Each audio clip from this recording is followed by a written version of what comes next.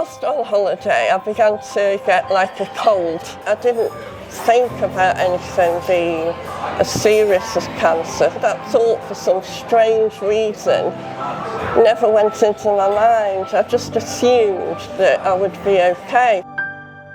In a lot of units, this would definitely be deemed inoperable. Complete and utter devastation. We suddenly had the expertise to take this case on.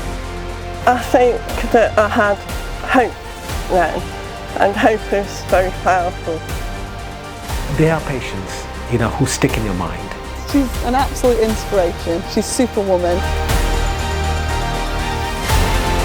They've given me that chance.